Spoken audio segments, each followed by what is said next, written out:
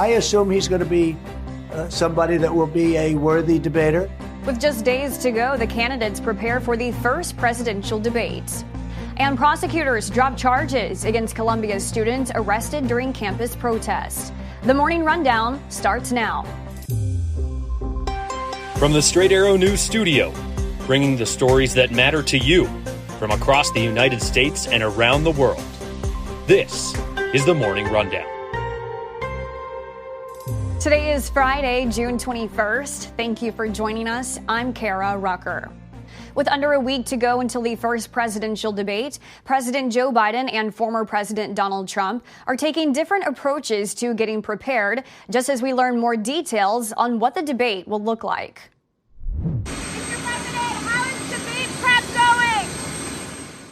President Biden giving a thumbs up to reporters when asked how debate prep is going as he headed to Camp David on Thursday. Biden will spend the next handful of days at the Maryland retreat with his team of aides, including his former chief of staff, Ron Klain, to get his talking points together for the June 27th debate. Preparations will include a mock 90-minute debate, and it is possible that Biden will travel straight from Camp David to Atlanta for next week's debate. Meanwhile, former President Donald Trump has been holding policy meetings with vice presidential candidates and will continue on the campaign trail this weekend, including holding a rally in Philadelphia and delivering a keynote address at the Faith and Freedom Coalition Conference in Washington. Today, we'll see the start of a series of court hearings in Florida regarding Trump's federal case on the handling of classified documents, but he is not expected to attend those proceedings.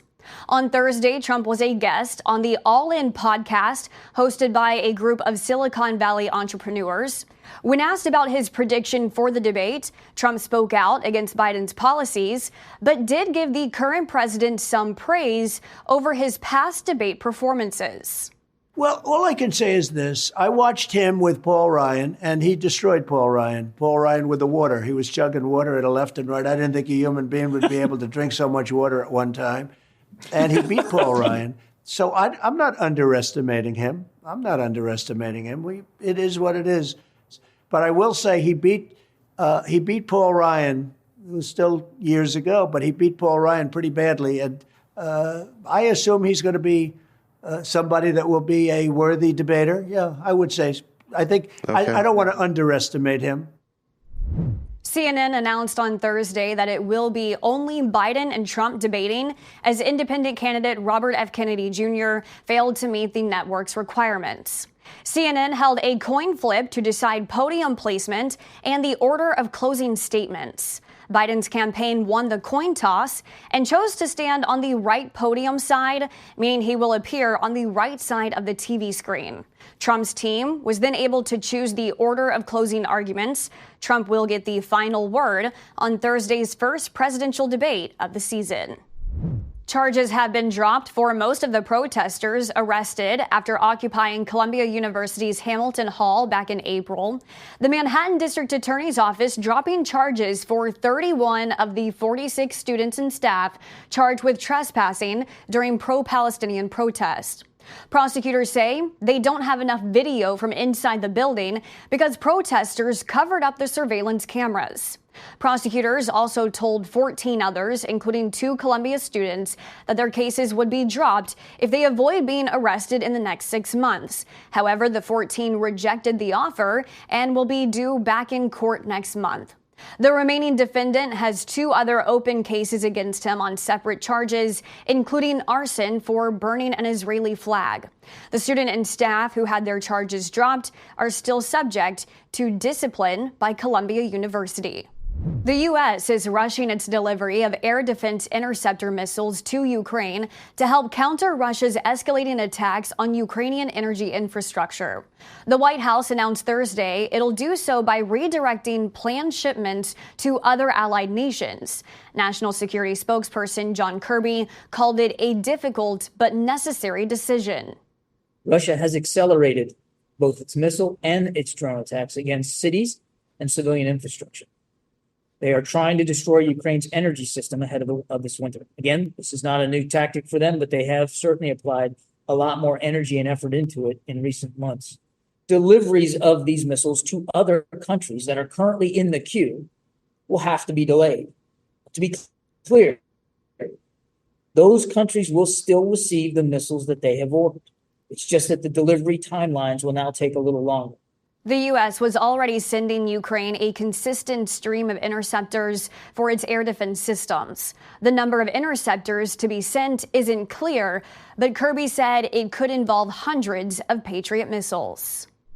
In a first-of-its-kind move, the Biden administration is banning U.S. companies and citizens from using certain software made by a Russian cybersecurity firm over national security concerns.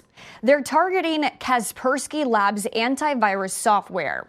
The U.S. Commerce Secretary said Russia's influence over the company poses a significant security risk.